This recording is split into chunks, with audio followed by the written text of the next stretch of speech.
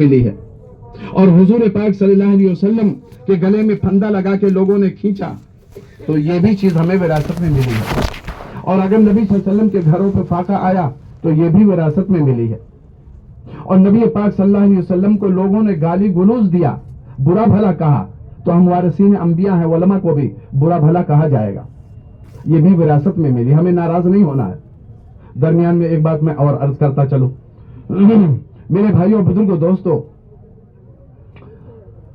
حضرت مولانا ہمارے بڑے حکیم الامت اشرف علی تھانوی رحمۃ اللہ علیہ ایک مجمع میں جلسے میں گئے بیان کرنے کے لیے. مجمع میں ہر طرح کے لوگ ہوتے ہیں.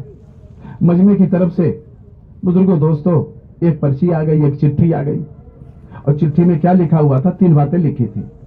حضرت جیسے کرسی پہ بیٹھے تو ویسے ہی بڑھاتے بڑھاتے پیچھے سے کسی نے پرچی بھیج دی, اور پرچی جب آ گئی تو جو ہے حضرت مولانا تھانوی رحمۃ اللہ علیہ نے پرچی کو دیکھا تو مجمع سے فرمایا, دیکھو بھائی, میرے پاس ایک پرچی مجمع سے کسی صاحب نے بھیجی ہے, اور ذرا بھی غصہ نہیں ہوئے اور خفا نہیں ہوئے, ناراض نہیں ہوئے. فرمایا پرچی میں لکھا ہے, پہلی بات یہ لکھا ہے کہ پہلی بات تو یہ ہے کہ آپ کافر ہو. آپ کیا ہو؟ مولانا تھانوی رحمۃ اللہ علیہ کو پرچی میں لکھا تھا کہ آپ کافر ہیں. دوسری بات پرچی میں لکھا تھا آپ حرامزادہ ہیں. کیا ہیں؟ حرامزادہ ہیں. اور تیسری بات یہ لکھا تھا کہ آپ سوچ سمجھ کے بیان کیجئے گا. آپ غور فرمائیے, ہماری اور آپ کی بزرگوں, دوستوں, ہم آپ ہوتے تو وہ فوراً ناراض ہو کے چلے آتے, تم جانو تمہارا جلسہ جانے, اب میرے بارے میں ایسا لکھا ہے, چلو جلسہ اپنا کراؤ تم. لیکن حضرت مولانا تھانوی رحمۃ اللہ علیہ, اللہ اکبر, اللہ تعالیٰ جس سے بڑا کام لیتے ہیں اس سے بڑا ظرف دیتے ہیں, بڑا دل دیتے ہیں, بڑی سوچ دیتے ہیں, ویسے صبر دیتے ہیں, ویسے حلم دیتے ہیں. حلم کے بغیر اور صبر کے بغیر دعوت کا کام نہیں ہو سکتا. سرکار دو عالم صلی اللہ علیہ وسلم کو اللہ کا حکم آ رہا, وَاصْبِرْ عَلَىٰ مَا يَقُولُونَ وَاهْجُرْهُمْ هَجْرًا جَمِيلًا. وَاصْبِرْ عَلَىٰ مَا يَقُولُونَ, یہ مکے والے جو کہتے ہیں آپ صبر کیجئے, درگزر سے کام کیجئے. کس کو؟ اللہ کے نبی صلی اللہ علیہ وسلم کو. یاسین شریف میں فرمایا, فَلَا يَحْزُنْكَ قَوْلُهُمْ, ان کی باتیں آپ کو رنجیدہ نہ کریں. إِنَّا نَعْلَمُ مَا يُسِرُّونَ وَمَا يُعْلِنُونَ, ہم خوب جانتے ہیں یہ جو ظاہر کرتے ہیں یا چھپاتے ہیں, ہم خوب جانتے ہیں, لیکن آپ اس سے غمگین مت ہوئیے گا. لقمان علیہ السلام اپنے بیٹے سے فرمایا, یا بنیا اقم الصلاۃ, نماز قائم کرو, وامر بالمعروف وانہا عن المنکر, بھلی باتوں کا حکم کرو, بری باتوں سے روکو, اور واصبر علی ما اصابک. اور دیکھ لو, یہ دعوت کا کام کرنے میں وہ تکلیفیں جھیلنی پڑیں گی. واصبر علی ما اصابک, صبر کرنا جو اس پہ مصیبت پہنچے. ان ذالک من عزم الامور, یہ ہمت کے کاموں میں سے ہے. حضرت مولانا شاہ صاحب دامت برکاتہم بارہا فرماتے ہیں کہ دیکھو بھائی, جہاز کا ایندھن پٹرول ہے, جل کے راکھ ہو جاتا ہے, مسافروں کو منزل تک پہنچاتا ہے. اور دین کی محنت کا, دعوت کا ایندھن صبر ہے. صبر کے بغیر اور حلم کے بغیر, تحمل کے بغیر بزرگوں, دوستوں, دین کی محنت نہیں ہو سکتی. فرمایا پٹرول ختم تو سفر ختم. کہے بزرگوں, دوستوں, ایسے یہاں صبر ختم تو سفر ختم. صبر جو ہے اس راستے کا کیا ہے؟ وہ ایندھن ہے, جہاز کا ایندھن پٹرول ہے. ویسے دین کی محنت میں بزرگوں, دوستوں, دعوت میں یہ جو ایندھن ہے وہ صبر ہے. اللہ تعالی ہم سب کو توفیق عطا فرمائے. حضرت مولانا تھانوی رحمۃ اللہ علیہ نے فرمایا, دیکھو بھائی, یہ لکھا ہے مجمع میں, پہلی بات مجھے لکھا ہے کہ تم کافر ہو, دوسری بات تم حرامزادہ ہو, اور تیسری بات سوچ سمجھ کے بیان کرنا. تو پہلی بات جو لکھا کافر ہو, تو دیکھو مجمع کے سامنے میں کلمہ پڑھتا ہوں, میرا کلمہ سن لو, لا الہ الا اللہ محمد الرسول اللہ صلی اللہ علیہ وسلم. فرمایا اب تو مسلمان ہو گیا بھائی, میں سمجھ رہے ہیں, اب تو مسلمان ہو گیا, کلمہ پڑھ لیا. اب لوگ بہت غصے میں, اس جو ہے گستاخ نے اور کس نامعقول آدمی نے یہ حرکت کی. حضرت نے فرمایا دوسری بات, اس میں یہ لکھا کہ حرامزادہ ہو. تو بھائی اس مجمع میں بہت بوڑھے لوگ ایسے ہیں جو میرے والد کی نکاح میں تھے, میرے والد کی شادی ہوئی تھی, والد محترم کی, اور شادی کے بعد میں پیدا ہوا. تو میں حرامزادہ, حرامی نہیں ہوں, میں حلالی ہوں. آپ آ کے ان سے پوچھ سکتے ہو. ناراض نہیں ہوئے. اور تیسری بات لکھی ہے, سوچ سمجھ کے بیان کیجئے گا. تو دیکھو بھائی, سوچ سمجھ کے کیا, میں چندہ مانگنے نہیں آیا ہوں. جو اللہ تعالیٰ موقع محل کی بات کہلوائے گا وہ میں اب بیان کروں گا, عرض کروں گا آپ کے سامنے. خطبہ پڑھا, بیان شروع کر دیا. ہم میں سے آج کے زمانے میں کوئی اس طرح ہے کہ اتنا سننے کے بعد बुजुर्गों दोस्तों, वो अपना बयान जारी रखे और बात जारी रखे। अल्लाह अकबर। तो मैं कर रहा था, बुजुर्गों दोस्तों, अमली दावत हमारे बुजुर्गों ने हमको ये सारी चीजें विरासत में मिली हैं। ये चीजें विरासत में मिली। अल्लाह ताला माफ फरमावे, जो है गुस्ताखी माफ हो। मैं तो अपनी जात को सामने रख के अर्ज कर रहा हूं, हमारा तो मिजाज तो ये बन गया है, अच्छा पोस्टर में मेरा नाम सबसे नीचे है, कहे तो माजरत है, अब नहीं आएंगे हम। अच्छा इश्तिहार में मेरा नाम बहुत बारीक कलम से लिखा गया है और मोटे कलम से दूसरों का लिखा गया है। मेहमान खुसूसी में मेरा नाम नहीं है, मेरा आम लोगों में लिख दिया गया है। मेरे भाइयों बुजुर्गों दोस्तों, नबी पाक सल्लल्लाहु अलैहि वसल्लम सहाबा के दरमियान होते थे और जब बाहर के वो फूद आते थे और मेहमान मिलने के लिए आते थे तो वो पहचान नहीं पाते थे कि आप सल्लल्लाहु अलैहि वसल्लम कौन है। तो वो लोग पूछते थे कि अय्युकुम मोहम्मद सल्लल्लाहु अलैहि वसल्लम, मन मिनकुम मोहम्मद सल्लल्लाहु अलैहि वसल्लम। तुम्हें मोहम्मद सल्लल्लाहु अलैहि वसल्लम उमूमियत ऐसी थी कि आप में कौन मोहम्मद सल्लल्लाहु अलैहि वसल्लम है। साहबा ने कहा या रसूल अल्लाह सल्लल्लाहु अलैहि वसल्लम, अगर इजाजत हो तो आपके लिए कोई ऊंची जगह बना दे, उस पर आप बैठा करें, आने वाले पहचान ले। आप सल्लल्लाहु अलैहि वसल्लम ने इरशाद फरमाया, मेरे साथियों मैं तो चाहता हूं मैं सो जाऊं और आने वाले जूते चप्पल पहनकर मेरे गर्दों पे पैर रख के आगे जाएं। समझ रहे? ये हुजूर पाक सल्लल्लाहु अलैहि वसल्लम की शान। मेरे भाइयों ये विरासत में ये चीज हमको, मैं अर्ज कर रहा हूं कि हम वारिसीन अंबिया है तो हमारा काम क्या है। मौलाना यूसुफ साहब रहमतुल्लाह फरमाते थे कि बैतुल्लाह शरीफ की ज़ियारत इबादत है, कुरान शरीफ की ज़ियारत इबादत है, जमजम के पानी की ज़ियारत इबादत है, वालिदैन को मोहब्बत से देखना इबादत है, उलमाए कराम की ज़ियारत भी इबादत है। उलमाए कराम की ज़ियारत भी। फकीहुन वाहिदुन अशद्दु अला शैतान मिन अल्फ आबिदिन, एक आलिम ये 1000 आबिद से बढ़ा हुआ है शैतान के मुकाबले में। इबादत गुजार आदमी 1000 एक तरफ और एक आलिम एक तरफ। आलिम का मकाम बढ़ा हुआ है, आलिम का मकाम बढ़ा हुआ है। ये कौन? अल्लाह के नबी सल्लल्लाहु अलैहि वसल्लम ने इरशाद फरमाया। तो जैसे मकाम है और जैसे मर्तबा है बुजुर्गों दोस्तों, वैसे जिम्मेदारी भी है। मौलाना यूसुफ साहब रहमतुल्लाह फरमाया करते थे कि देखो इस मजमे का इंतखाब हुआ है, उलमा का इंतखाब हुआ है, ये मुंतखब शुदा मजमा है, उलमा का इंतखाब हुआ है और जिसका इंतखाब होता है उसी का इम्तिहान भी होता है। जो बकरी अल्लाह के नाम पे ज़बह की जाती है उसी के चमड़े निकाले जाते हैं और उसी की हड्डी तोड़ी जाती है और उसी की बोटी भी बनती है। तो क्यों? कि इसलिए कि ये अल्लाह के नाम पे ज़बह हुई है। थोड़ी थोड़ी सी जगह कर दे, इधर अंदर जगह खाली है, इधर लोग आ जाए। थोड़ी थोड़ी सी हरकत कर ले, इंशाअल्लाह बात जो है बहुत ज्यादा। तशरीफ लाइए, इधर भी जगह है।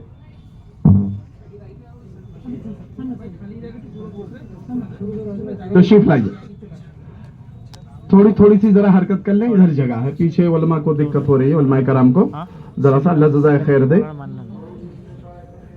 इधर तशरीफ लाए, इधर तशरीफ लाए, आ जाइए, इधर आ जाइए, इधर तशरीफ लाइए। माशाअल्लाह, इधर आ जाइए।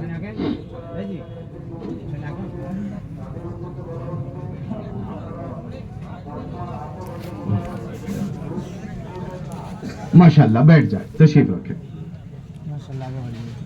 है आपके जी, क्या अर्ज कर रहा था? हाँ ठीक, माशाअल्लाह याद है। जिसका इंतखाब होता है उसी का इम्तिहान भी होता है। तो इस मजमे का अल्लाह ने इंतखाब फरमाया है तो इम्तिहान तो इन्हीं का होगा। और बुजुर्गों दोस्तों, अल्लाह के नबी सल्लल्लाहु अलैहि वसल्लम ने इरशाद फरमाया, लक़द उख़िफ़्तु फ़िल्लाह व मा युख़ाफ़ अहद। जितना मुझको डराया गया उतना किसी और को नहीं डराया गया। व लक़द उज़ीतु फ़िल्लाह मा लम युज़ा अहद। और जितना मुझे सताया गया उतना और किसी को नहीं सताया गया।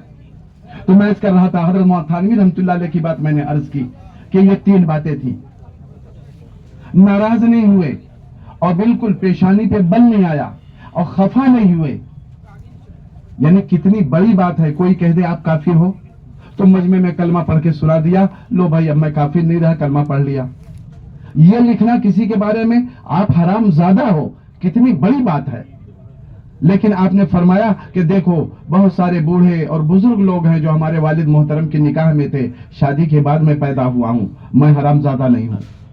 और रहा सोच समझ के बयान करना, तो भाई जो अल्लाह ताला दिल में बात डालेंगे वो मैं बयान करूंगा। हमारे असलाफ, हमारे अकाबरीन वो अमली दावत देते थे। कैसी दावत देते थे? एक वाकया और सुना दूं आपको। हजरत मौलाना कासिम नानोतवी रहमतुल्लाह अलैह, शुरू का जमाना था और ये पता चला हजरत मौलाना कासिम नानोतवी रहमतुल्लाह अलैह को कि पेशावर के तलबा वो आ रहे हैं दारुल पढ़ने के लिए और वो सहारनपुर ट्रेन पे सवार हुए हैं, देवबंद स्टेशन पे उतरेंगे। तहदीस बिन नेमत के तौर पे अर्ज कर दूं, अभी 1.5 महीना पहले काबुल और जलालाबाद जाना हुआ। पहले ये सब पेशावर वगैरह एक था, अब तो वो पड़ोस में आ गया है। काबुल वहां उतरकर हम लोग जलालाबाद गए।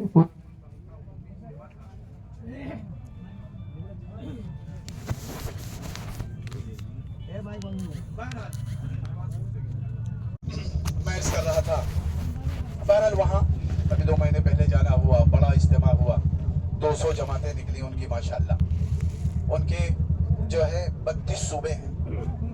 एक सूबा आपके काबुल है, एक सूबा गजनी है, हेरात है जहाँ के मुल्ला अली कारी रहमतुल्लाह अलैह शर जामी के लिखने वाले वो भी वही हेरात के हैं।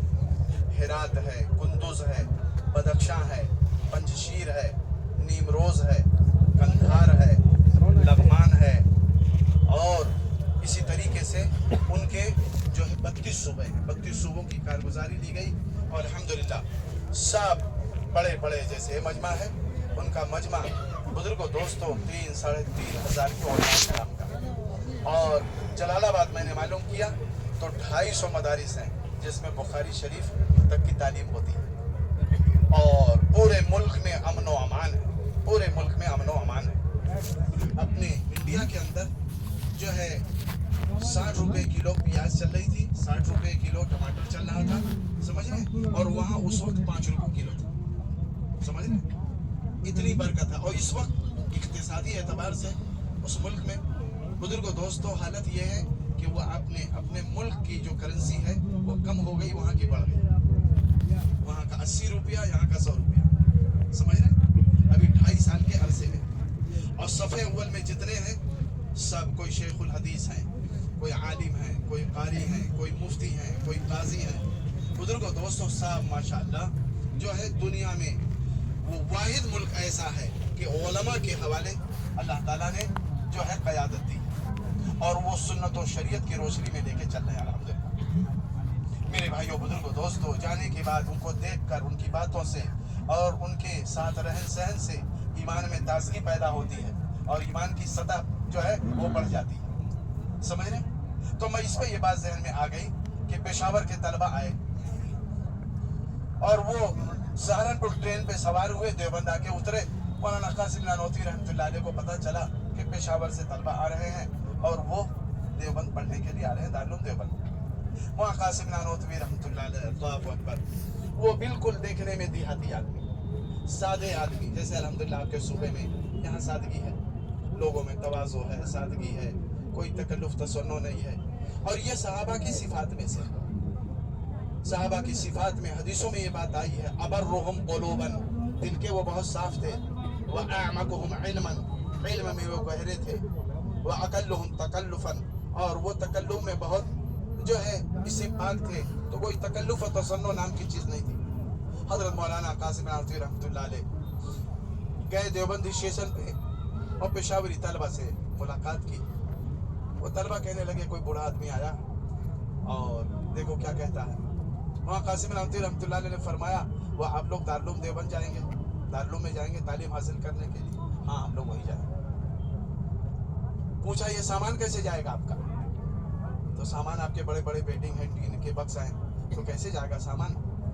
तो क्या अभी कोई इंतजाम करते हैं? वहाँ कासिम नानोतवी रहमतुल्लाह फरमाया इस सामान मैं पहुँचा दूँ, आप लोगों का सामान मदरसे तक मैं पहुँचा दूँ, इजाज़त हो तो पहुँचा दो।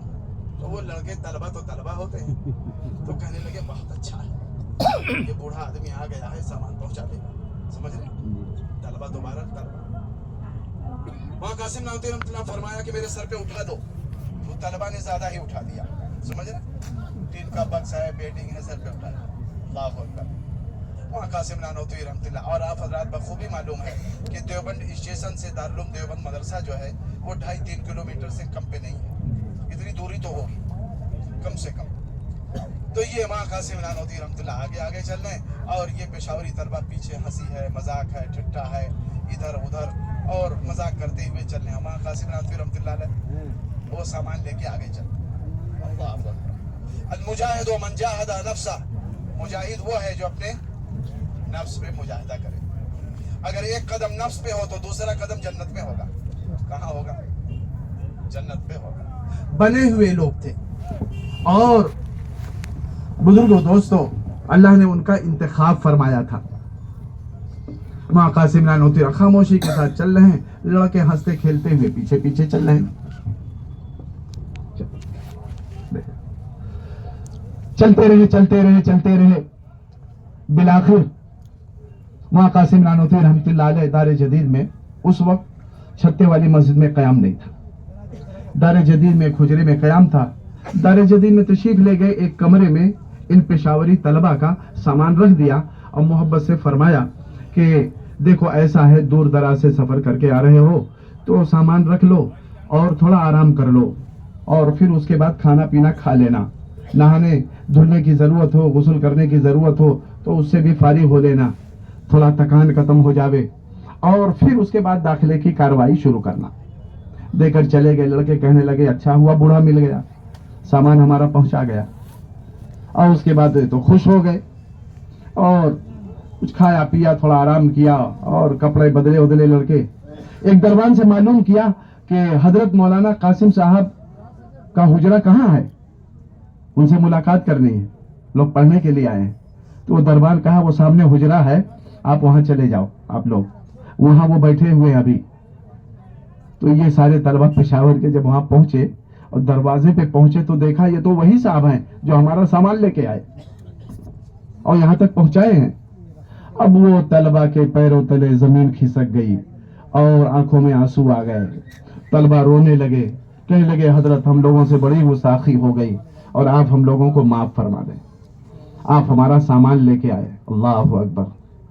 وہاں قاسم نانوتوی رحمۃ اللہ نے فرمایا کہ کوئی افسوس کی بات نہیں ہے اور کوئی شرمانے کی بات نہیں ہے. آپ لوگ وارثین انبیاء ہو اور دور دراز سے تعلیم حاصل کرنے کے لیے آئے ہو اور کچھ ڈرنے کی، گھبرانے کی، کوئی تردد کی بات نہیں ہے.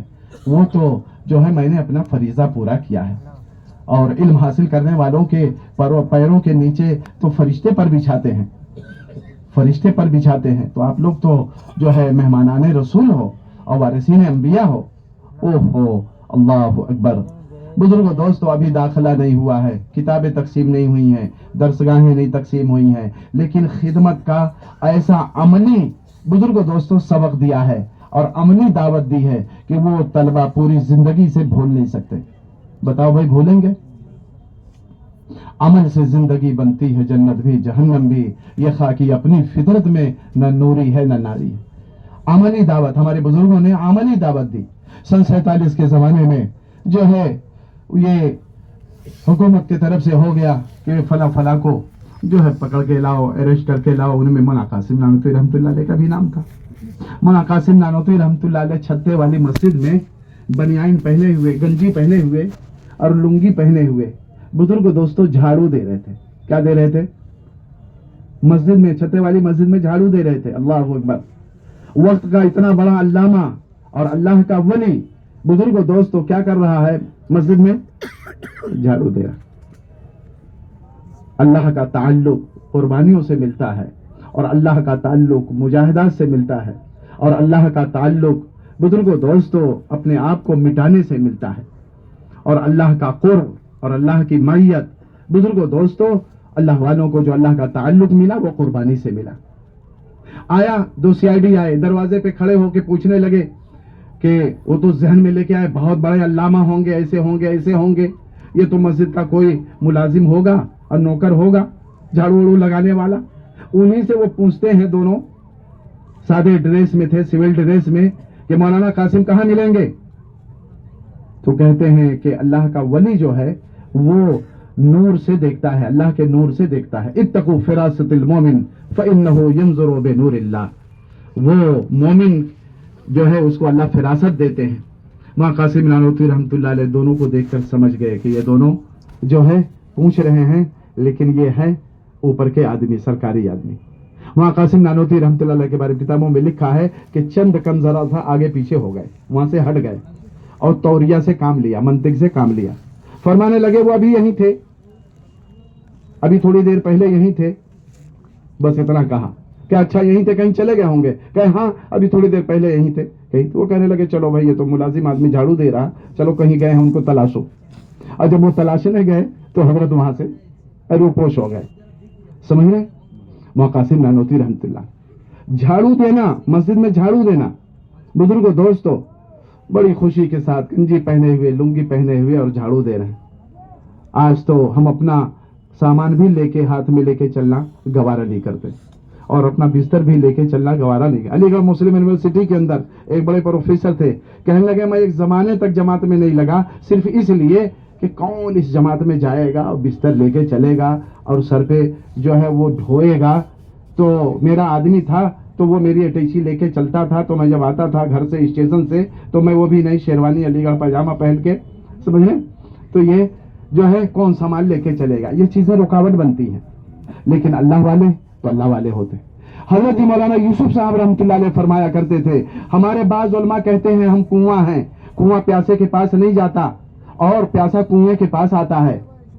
یوسف صاحب رحمۃ اللہ فرماتے تھے ہمارے وہ علماء جو یہ کہتے ہیں کہ ہم کنواں ہیں اور کنواں پیاسے کے پاس نہیں جاتا، پیاسا کنویں کے پاس آتا ہے، تو بھائی یہ کہنا غلط ہے. ہمارے علماء کنواں نہیں ہیں، ہمارے علماء بادل ہیں. ہمارے علماء کیا ہیں؟ بادل ہیں. فرمایا کنویں میں 3 باتیں ہیں. کنویں میں پستی ہے، پہلی بات کنویں میں پستی ہے، دوسری بات کنویں میں جمود ہے، اور تیسری بات کنویں میں استغنا ہے. اور فرمایا بادل میں بھی 3 باتیں ہیں. کنویں میں پستی ہے تو بادل میں رفعت ہے، بلندی ہے. کنویں میں جمود ہے تو بادل میں حرکت ہے، اور کنویں میں استغنا ہے تو بادل میں استغنا نہیں ہے، بادل دوڑتا ہے، چلتا ہے. فرمایا علماء بادل ہیں، بادل کا پانی زمین کے لیے رحمت ہے اور بادل کی نقل و حرکت زمین کے لیے رحمت ہے. ایسے علماء کی نقل و حرکت یہ امت کے لیے رحمت ہے. کس کے لیے؟ امت کے لیے. جب چلیں گے پھریں گے تو بے دینی دیکھ کر رونا آئے گا اور بے دینی کا غم پیدا ہوگا کہ کس کس حالت میں امت زندگی گزار رہی ہے. یہ اصل انبیاء علیہ الصلوۃ والسلام کی محنت کا میدان جو ہے وہ عوام ہے. یوسف صاحب رحمۃ اللہ فرمایا کرتے تھے اس لیے ہم کنواں نہیں ہیں، ہم تو بادل ہیں، اور بادل چلتا ہے، دوڑتا ہے، حرکت کرتا ہے. ہمارا کام بھی ایک جگہ بیٹھ کے نہیں کام کرنا ہے. اور قرآن شریف کی بہت ساری آیتیں، قرآن شریف جو نازل ہوا وہ اکٹھا ایک جگہ نہیں نازل ہوا. آپ دیکھ لیجئے، کوئی مکے میں، کوئی مدینے میں، کوئی بدر میں، کوئی حنین میں، کوئی خندق میں، اور کوئی کسی موقع پر، کوئی صلح حدیبیہ میں. بتاؤ آیت نازل ہوئی نہیں نازل ہوئی؟ فرمایا قرآن شریف بھی اکٹھا نہیں نازل ہوا. صحابہ رضوان اللہ تعالی علیہم اجمعین دعوت کے میدان میں ہیں، آپ صلی اللہ علیہ وسلم دعوت کے میدان میں ہیں. یہاں جیسی ضرورت پڑی اللہ تعالیٰ نے قرآن شریف کو نازل فرمایا چل پھر کر مجاہدے سے قرآن شریف زیادہ سمجھ میں آئے گا. مولانا یوسف صاحب رحمۃ اللہ علیہ نے یہ بھی فرمایا. میرے بھائیوں بزرگوں دوستوں بہت اچھی مثال دی. فرمایا دیکھو علماء جو ہیں یہ علماء جسم میں آنکھ کا درجہ ان کا ہے. یہ علماء آنکھ ہیں، آنکھ ہے، علماء کے پاس علم ہے. اور جسم میں جو پیر اور پاؤں ہے یہ امت کا اور قوم کا. امت کی مثال ایسے ہے جیسے پاؤں، پیر، قدم، اور علماء جیسے آنکھ. فرمایا عوام کو چاہیے کہ علماء سے جڑ کے چلیں تاکہ عوام کی زندگی میں دین آ جائے. علماء کے پاس دین ہے، عوام کو چاہیے علماء سے جڑ کے چلیں، مل کے چلیں. آج باطل پوری محنت کر رہا ہے کہ عوام و علماء میں دوری پیدا ہو جائے، اور جب دور ہو جائیں گے تو پھر عوام کو یہ اہل باطل لے جائیں گے اور زندہ باد اور نعرہ باد کے مردے لگوائیں گے اور ان کی جان اور کا مال غلط جگہ استعمال کروائیں گے. یہ تو علماء اپنی مسجدوں سے، خانقاہوں سے، اپنے مدارس سے، اپنے منبروں سے، اپنے بیانات کے ذریعے، اپنے ہدایات کے ذریعے، اپنی تصنیفات کے ذریعے. بزرگوں دوستو آج جو دین کی شکل موجود ہے وہ علماء کی قربانی ہے، کیونکہ یہ وارثین انبیاء ہیں. باطل یہ چاہتی ہے کہ بزرگوں دوستو کہ علماء کو عوام سے کاٹ دیا جائے. مولانا یوسف صاحب رحمۃ اللہ فرمایا کہ عوام کو چاہیے علماء سے جڑ کے رہیں. تو کیا ہوگا؟ علماء آنکھ والے ہیں. یہ عوام بھی صحیح راستے پہ منزل پہ پہنچ جائے گی. آگے فرمایا امام یوسف صاحب رحمۃ اللہ علیہ نے, عوام نے اگر علماء کو چھوڑ دیا تو عوام اندھی مانی جائے گی. عوام نے علماء کو چھوڑ دیا تو عوام اندھی ہے, اندھا کہیں بھی گڈھے میں گر جائے اور کنویں میں گر جائے. لیکن آگے یہ بھی فرمایا ہمارے علماء کو بھی چاہیے کہ وہ عوام کو ساتھ لے کے چلے. فرمایا کہ علماء کے بغیر عوام اندھی ہے تو پھر ایسے ہی عوام کے بغیر علماء لنگڑے ہیں. عوام کی مثال پیر جیسی ہے, تو علماء کو بھی چاہیے عوام کو لے کے چلے. اس لیے آج کل جس کے ساتھ عوام ہے بزرگ دوستو وہی آدمی کامیاب ہے. فرماتے تھے علماء کو بھی چاہیے ہم عوام کو, امام کو چاہیے اپنے مقتدیوں کی فکر کرے, اپنے مصلیوں کی فکر کرے, کس کی نماز صحیح ہے کس کی نماز صحیح نہیں ہے, تھوڑا سا وقت دے, التحیات, درود شریف, دعائے قنوت, سورتیں یاد کرا دے, مسئلہ بتا دے. بزرگوں دوستو کیوں, یہ ہمارے مصلی ہیں اور جہاں بھی ہیں جس جگہ بھی ہیں. حضرت امام صاحب دامت برکاتہم بارہا فرماتے ہیں دیکھو عبادات میں جس طرح علماء مقتدا ہیں عوام مقتدی ہے, ویسے دعوت میں بھی علماء مقتدا ہیں عوام مقتدی. عبادات میں جیسے علماء مقتدا ہیں, ہم عالم حافظ قاری کو آگے بڑھاتے ہیں, عوام پیچھے رہتی ہے. فرمایا عبادات میں علماء مقتدا ہیں عوام مقتدی ہے, ویسے دعوت میں بھی علماء مقتدا ہیں اور عوام کیا ہے وہ مقتدی ہے. اور علماء کو چاہیے عوام سے جڑ کے چلیں, عوام کو چاہیے علماء سے جڑ کے چلیں. اور یہ بھی دارالعلوم دیوبند کے اندر اصول ہشتگانہ لکھا ہوا ہے اور اس میں یہ بات لکھی ہوئی ہے کہ دارالعلوم کے لیے کوئی مستقل آمدنی نہیں رہے گی, چندے کے ذریعے مدرسہ چلایا جائے گا, چاہے تھوڑا تھوڑا حاصل کیا جائے. ایک مقصد اس میں یہ بھی تھا کہ علماء کا تعلق عوام سے باقی رہے, علماء کا تعلق عوام سے باقی رہے اور عوام کا تعلق علماء سے باقی رہے. اختلاط سے کیا ہوگا, دین ان کی زندگی میں جائے گا. علماء اہل علم ہیں. میرے بھائیو بزرگوں دوستو, یہ فرمایا حضرت جی مولانا یوسف صاحب رحمۃ اللہ علیہ کے بیانات کے اندر, اور یہ بھی فرمایا کہ سن لو ہماری محنت کا میدان ہمارے صرف طلبہ نہیں ہیں. صاحب مدرسہ بہت بڑا ہے, دورے تک تعلیم ہے, ہفتم تک تعلیم ہے, شرح وقایہ تک تعلیم ہے, یا چلو قدوری تک تعلیم ہے, اور بزرگوں دوستو نور الرضا تک تعلیم ہے. پوری زندگی ہم اسی میں رہیں گے اور کہیں باہر نہیں جائیں گے. الحمدللہ بہت اچھا ہے. اور آپ برا نہ مانے, میں بھی مدرسے سے منسلک ہوں, نظام الدین میں بھی رہتا ہوں, مدارس سے بھی منسلک ہوں. فرمایا کہ بزرگوں دوستو جو ہماری محنت کا میدان صرف جو ہے طلبہ نہیں ہے. اللہ کے نبی صلی اللہ علیہ وسلم نے پہلے دن جب دعوت کا کام شروع کیا 4 لوگوں نے ایمان قبول کیا. کس نے؟ بالغ مردوں میں ابو بکر رضی اللہ تعالیٰ عنہ, عورتوں میں خدیجہ رضی اللہ تعالیٰ عنہ, اور بچوں میں علی رضی اللہ تعالیٰ عنہ, اور غلاموں میں حضرت زید رضی اللہ تعالیٰ عنہ.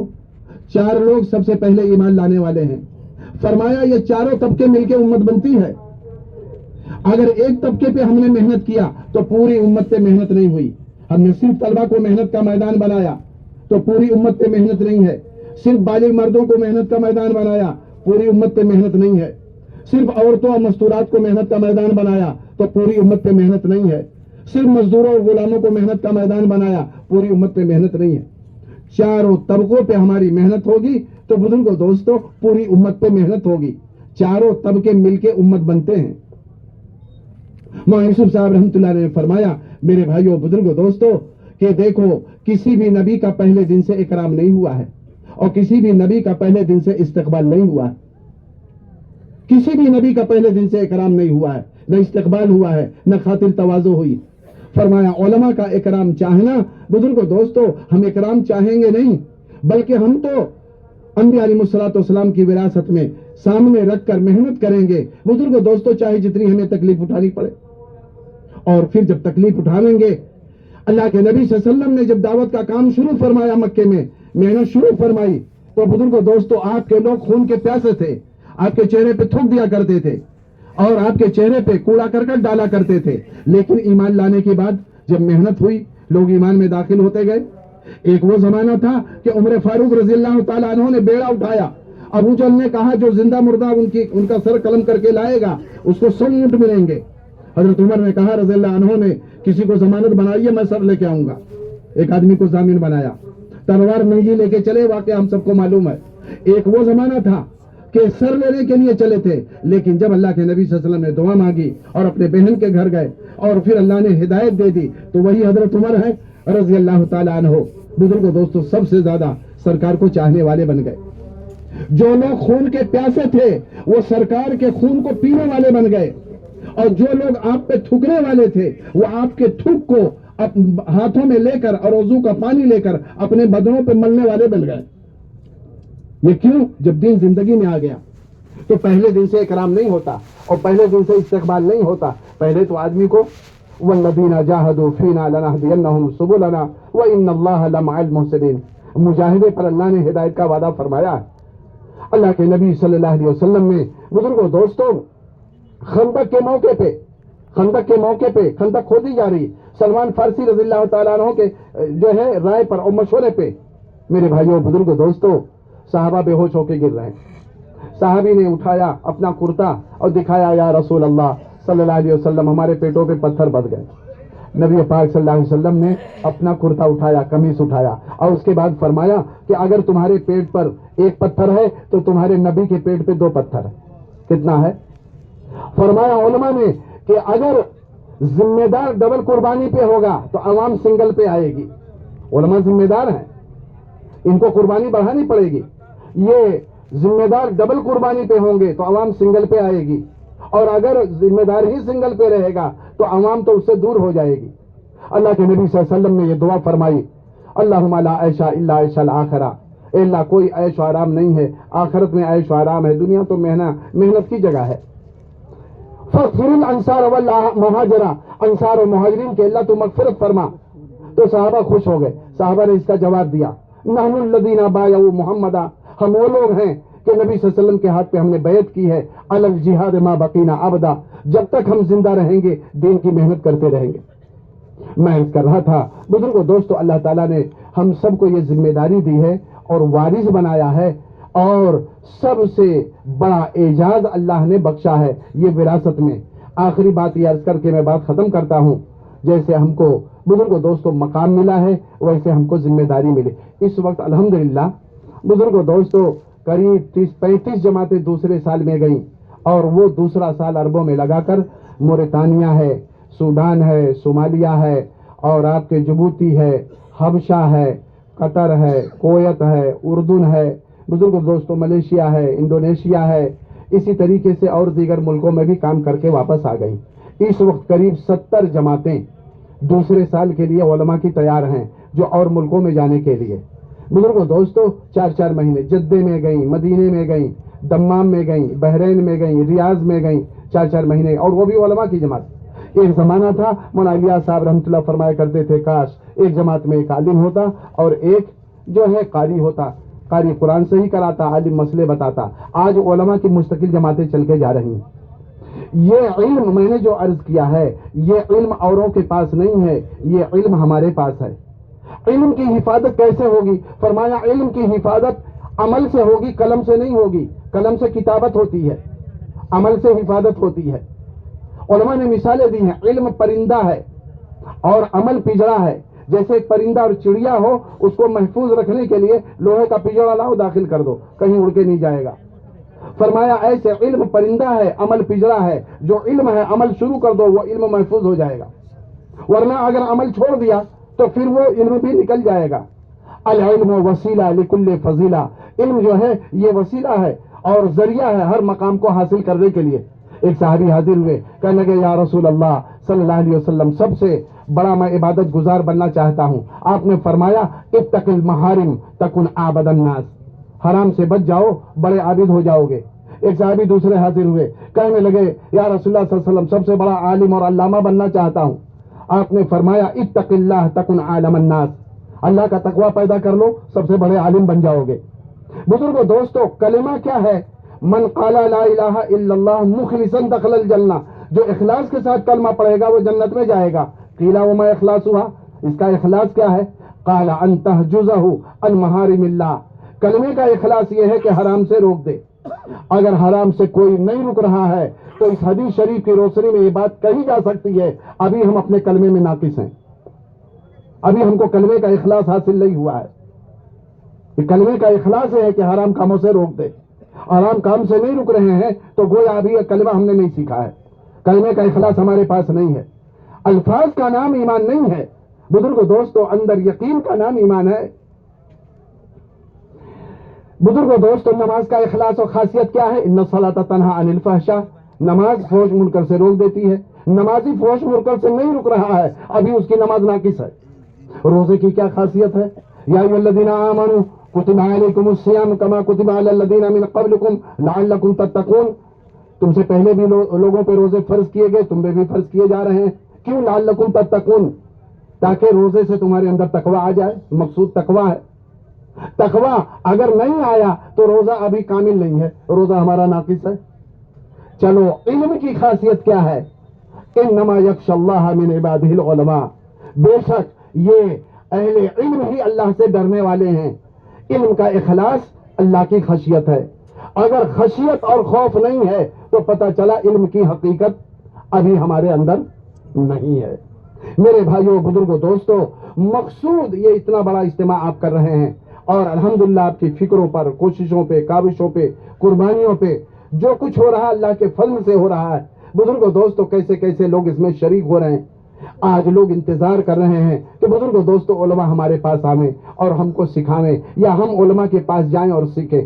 آج رجوع اتنا عوام کا ہے اور نوجوانوں کا ہے کہ آپ دیکھ لیجئے، پہلے دن آپ کا پنڈال بھر گیا، بتاؤ وہ بھرا نہیں بھرا؟ کوئی سوچ سکتا تھا کہ اس لیے کہ پہلے ہی دن جمعہ کے بعد وہ پنڈال بھر جائے گا؟ کہاں سے آ رہا ہے؟ یہ جنات ہیں سب۔ بزرگوں، دوستوں، نوجوان ہیں، سب پیاسے ہیں، امت پیاسی ہے، وہ چاہ رہی ہے کہ ہم آویں، کچھ دین کی بات سنیں۔ یہاں اور کچھ نہیں، صرف بزرگوں، دوستوں، میدان میں پڑے رہیں گے، حالانکہ تکلیف ہوگی۔ آخری بات یہ عرض کر دوں، میرے بھائیوں، بزرگوں، دوستوں، اللہ کا بڑا فضل ہے، اللہ نے ہم کو موقع دیا ہے اور انعام دیا ہے، اور جو ہے ہم کو اس کام کے لیے فارغ بھی کیا ہے۔ ہم تھوڑی سی قربانی بڑھائیں، ہم تھوڑا سا جو ہے وہ اپنا، بزرگوں، دوستوں، مجاہدہ بڑھا دیں، سب کو فائدہ ہوگا، پورے عالم میں ہدایت کا ذریعہ اللہ ہمیں بنائیں گے۔ یہ مولانا قاسم صاحب کی بات سنا کے بات ختم کرتا ہوں اسی پہ انشاءاللہ۔ مولانا قاسم میں سنا دیتا ہوں اس کو، اس لیے آپ ذہن میں رکھیں۔ حضرت مولانا قاسم صاحب نانوتوی رحمۃ اللہ علیہ دارالعلوم دیوبند کے اندر تھے، مظفر نگر بغل میں ہے، یو پی میں، آپ جانتے ہیں دیوبند کے بغل میں ہے۔ شیعوں کا ایک گاؤں تھا، میں جماعت لے کے وہاں گیا تو جولی اس گاؤں کا نام ہے، اس کی تاریخ بتا دوں۔ جولی گاؤں میں شیعہ حضرات، ہندوستان میں بڑے بڑے نواب شیعہ گزرے ہیں، اس گاؤں میں بھی شیعہ تھا جو سینکڑوں گاؤں کے فیصلے کرتا تھا، جولی گاؤں کے اندر، مظفر نگر کے اندر۔ بزرگوں، دوستوں، ان لوگوں نے سالانہ جلسہ، ہر سال سالانہ جلسہ کرتے تھے، 10,000 کا مجمع تھا اس زمانے میں۔ مولانا قاسم نانوتوی رحمۃ اللہ علیہ کو دعوت دی کہ ان کو بلاؤ اور ان کو ذلیل کرو اور رسوا کرو، سمجھ رہے؟ مولانا تشریف لے گئے، مولانا قاسم صاحب نانوتوی رحمۃ اللہ علیہ۔ جلسہ ہوا ان کا بہت اہتمام سے، ان لوگوں کی نیت اچھی نہیں تھی۔ آخر میں حضرت کو 10 منٹ موقع دیا، 10 منٹ میں آدمی کیا بولے گا؟ بہرحال حضرت نے، ان لوگوں نے حضرت سے کہا، آپس میں ایک سازش کی، ایک شیعہ نوجوان کو ان لوگوں نے پکڑا، اپنے آدمی کو، کہا تم کو کفن پہنائیں گے اور کفن پہنا کے چارپائی پہ لٹا دیں گے اور سامنے کر دیں گے، اور ان سے کہیں گے مولانا قاسم صاحب سے کہ یہ جنازے کی نماز پڑھائیں، اور جب جنازے کی نماز پڑھانے کے لیے آگے چلیں گے تو جیسے ہی پہلی تکبیر کہیں گے ایسے ہی تم چارپائی پہ کھڑے ہو جانا اور ہاتھ اٹھا کے مجمع کے سامنے، اور پیچھے ہم لوگ تالی پیٹیں گے اور ہنسیں گے اور خوب ان کا مذاق اڑائیں گے۔ یہ دیوبند کے بڑے عالم ہیں اور یہ رسوا اور ذلیل ہو جائیں گے، اور اس کا پیغام جو ہے، میسج، وہ پورے علاقے میں جائے گا۔ مولانا قاسم نانوتوی رحمۃ اللہ علیہ سے لوگوں نے کہا کہ حضرت جنازہ ایک تیار ہے، کہ پھر کہ مشورہ ہوا ہے آپ پڑھا دیں، کہ میں پڑھا دوں گا، بالکل پڑھا دوں گا، چلو۔ سب بندی ہو گئی، 10,000 کا بڑا مجمع۔ مولانا قاسم نانوتوی رحمۃ اللہ آگے بڑھے، یوں کہتے اللہ تعالیٰ اپنے ولی کو، اپنے نیک بندوں کو کسی نہ کسی ذریعے، الہام ہے، کشف ہے، کسی نہ کسی ذریعے اللہ تعالیٰ اطلاع دے دیتا ہے، خبر کر دیتا ہے۔ وہاں قاسم نانوتوی رحمۃ اللہ کا چہرہ سرخ ہو گیا، پیچھے مڑے، مجمع سے جو ہے فرمایا، ارے بھائی اجازت ہے جنازہ پڑھا دوں؟ لوگوں نے کہا حضرت پڑھائیے پڑھائیے، سارے شیعہ تھے، پڑھائیے۔ دوبارہ تھوڑی دیر کے بعد فرمایا پڑھا دوں کہ پڑھائیے؟ تیسری دفعہ تھوڑا جلال کے انداز میں، خفا ہو کے چہرہ سرخ ہو گیا، ارے بھائی پڑھا دوں، کیا کہتے ہو؟ یہاں پڑھائیے۔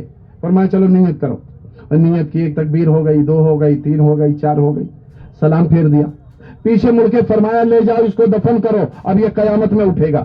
کہاں اٹھے گا؟ سارے شیعہ مل کے آئے، اس کو ہلا کے دیکھ رہے ہو تو مر گیا، وہ تو سویا کا سویا رہ گیا، اور لوگوں نے دیکھا یہ کیا ہو گیا، یہ تو مر گیا, اسے کہا تھا کھڑا ہو جانا تو کھڑا بھی نہیں ہوا. من کانا للہ کان اللہ لہو, جو اللہ کا ہو جاتا ہے اللہ اس کے ہو جاتے. بڑے مجمع میں لوگوں نے توبہ کی اور عقیدہ صحیح کیا, اور وہ پھر بزرگ دوستوں صحیح جو ہے مسلک پہ آئے. بہت سارے لوگوں کو اللہ نے توبہ کی توفیق دی اس کرامت کو دیکھ کر. وہ کہنے لگے یہ کیا ہو گیا, یہ تو مر گیا نوجوان, ہم ذلیل کرنا چاہتے تھے اور یہ تو انہوں نے کہا کہ ابھی اس کو قیامت میں یہ اٹھے گا, اس کو لے جاؤ دفن کرو. میرے بھائیوں بزرگوں دوستوں, میں عرض کر رہا تھا وہ ہمارے اکابرین تھے اور ہم ان کے اصاغرین ہیں. وہ سلف تھے اور ہم خلف ہیں. ہمارے لیے بزرگوں دوستوں بڑوں کی زندگی, صحابہ کی زندگی, آپ کی زندگی نمونہ ہے. لیکن وہ وہی علم ہمارے پاس بھی ہے, لیکن بزرگوں دوستوں اخلاص سے خالی ہے اور یقین سے خالی ہے. جس دن اخلاص آ جائے گا اور جس دن یقین آ جائے گا, وہی علم ہمارے پاس ہے جس علم اور یقین کی روشنی میں بادل نے پانی دیا تھا اور جو ہے سمندر نے بزرگوں دوستوں راستہ دیا تھا, اور افریقہ کے جنگل نے 11 کلومیٹر کیروان کا جنگل جنگلوں سے خالی ہو گیا تھا. یہ وہی علم ہے. تمیم داری رضی اللہ تعالیٰ عنہ نے آگ کو دھکا دیتے ہوئے پہاڑ میں کر دیا تھا وہ علم. لیکن جب علم کے مطابق یقین آ جائے اور عمل آ جائے اور اخلاص آ جائے, اللہ تعالیٰ آج بھی مدد کرنے کے لیے تیار. سارے بزرگوں سے درخواست ہے, دوستوں سے درخواست ہے, شان کے خلاف کوئی بات ہوئی ہوگی تو معاف کیجیے گا. اس لیے سب سے پہلے میری درخواست یہ ہے, وہ علماء کرام ذرا سا زحمت فرما کر کھڑے ہو جائے جن کا 1 سال لگ چکا, دوسرا سال لگ چکا ہے. دوسرے سال لگائے ہوئے کتنے علماء ہیں بھائی یہاں؟ نہیں ہے. جن کا سال لگ چکا ہے وہ کھڑے ہو جائیں, سال والے علماء کھڑے ہو جائیں جلدی جلدی, وقت زیادہ ہو گیا. اللہ قبول فرمائے, اللہ مدد فرمائے. ماشاءاللہ ماشاءاللہ.